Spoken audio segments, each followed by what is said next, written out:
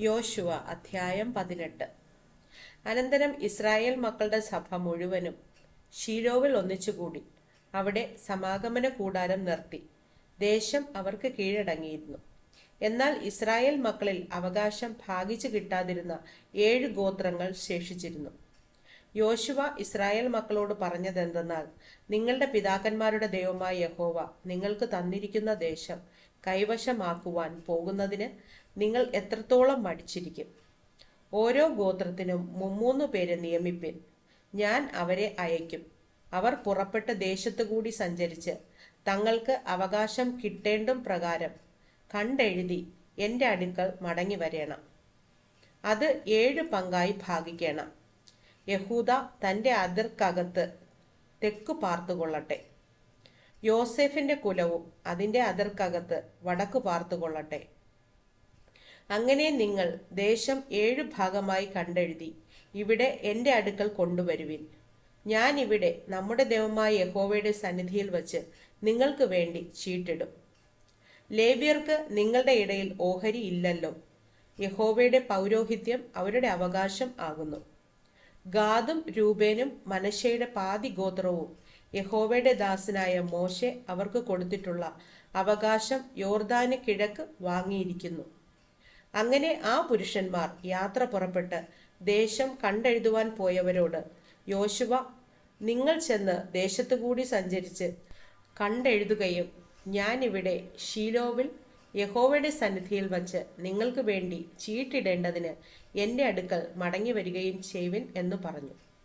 അവർ പോയി ദേശത്തുകൂടി കടന്ന് നഗരവിവരത്തോടു കൂടെ ഒരു പുസ്തകത്തിൽ അത് 7 ഭാഗമായി എഴുതി ശീലോവിൽ യോശുവയുടെ അടുക്കൽ പാളയത്തിലേക്ക് മടങ്ങി വന്നു. അപ്പോൾ യോശുവ ശീലോവിൽ യഹോവയുടെ സന്നിധിയിൽ വച്ച് അവർക്ക് വേണ്ടി ചീട്ടിട്ടു. അവിടെ വച്ച് യോശുവ ഇസ്രായേൽ മക്കൾക്ക് ഗോത്രവിഭാഗം പ്രകാരം ദേശം വിഭാഗിച്ചു കൊടുത്തു. ബെന്യാമീൻ മക്കളുടെ ഗോത്രത്തിന് കുടുംബം കുടുംബമായി നറുക്കു വന്നു. അവരുടെ അവകാശത്തിന്റെ അതിർ യഹൂദായുടെ മക്കളുടെയും യോസേഫിന്റെ മക്കളുടെയും മധ്യേ കിടക്കുന്നു. വടക്കു ഭാഗത്ത് അവരുടെ വടക്കേ അതിർ യോർദാങ്കൽ തുടങ്ങി വടക്ക് എരീഹോവിന്റെ പാർശ്വം വരെ ചെന്ന് പടിഞ്ഞാറോട്ട് മലനാട്ടിൽ കൂടി കയറി ബേത്ത് ആവൻ മരുഭൂമിയിങ്കൽ അവസാനിക്കുന്നു. അവിടെ നിന്ന് ആ അതിർ ബേഥേൽ എന്ന ലൂസിന്റെ തെക്കുവശം വരെ കടന്ന് താഴത്തെ ബേത്ത് ഹോരോന്റെ തെക്കുവശത്തുള്ള മലവഴിയായി അതാരോത്ത് അദ്ദാരിലേക്ക് ഇറങ്ങുന്നു. പിന്നെ ആ അതിർ വളഞ്ഞ് പടിഞ്ഞാറേ വശത്ത് ബേത്ത് ഹോരോന് എതിരെയുള്ള മല മുതൽ തെക്കോട്ട് തിരിഞ്ഞ് യഹൂദാ മക്കളുടെ പട്ടണമായ കിര്യത്ത് യെയാരീം എന്ന കിര്യത്ത് ബാലായിങ്കൽ അവസാനിക്കുന്നു. ഇത് തന്നെ പടിഞ്ഞാറേ ഭാഗം. തെക്കേ ഭാഗം കിര്യത്ത് യെയാരീമിന്റെ അറ്റത്ത് തുടങ്ങി പടിഞ്ഞാറോട്ട് നെപ്തോഹ വെള്ളത്തിന്റെ ഉറവ് വരെ ചെല്ലുന്നു. പിന്നെ ആ അതിർ ബെൻ ഹിന്നോം താഴ്വരയ്ക്കെതിരെയും രഫായിം താഴ്വരയുടെ വടക്കുവശത്തും ഉള്ള മലയുടെ അറ്റം വരെ ചെന്ന് ഹിന്നോം താഴ്വരയിൽ കൂടി തെക്കോട്ട് യെബൂസ്യ പർവ്വതത്തിന്റെ പാർശ്വം വരെയും ഏൻ രോഗേൽ വരെയും ഇറങ്ങി വടക്കോട്ട് തിരിഞ്ഞ് ഏൻ ഷേമെഷിലേക്കും അദ്ദുമ്മീം കയറ്റത്തിനെതിരെയുള്ള ഗലീലോത്തിലേക്കും ചെന്ന് രൂബേന്റെ മകനായ ബോഹാന്റെ കല്ലുവരെ ഇറങ്ങി അരാബായ്ക്കെതിരെയുള്ള മലഞ്ചരിവിലേക്ക് കടന്ന് അരാബായിലേക്ക് ഇറങ്ങിച്ചെല്ലുന്നു.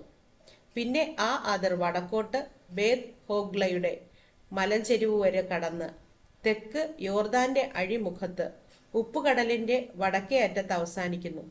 ഇത് തെക്കേ അതിർ. അതിന്റെ കിഴക്കേ അതിർ യോർദാൻ ആകുന്നു. ഇത് ബെന്യാമീൻ മക്കൾക്ക് കുടുംബം കുടുംബമായി കിട്ടിയ അവകാശത്തിന്റെ ചുറ്റുമുള്ള അതിരുകൾ.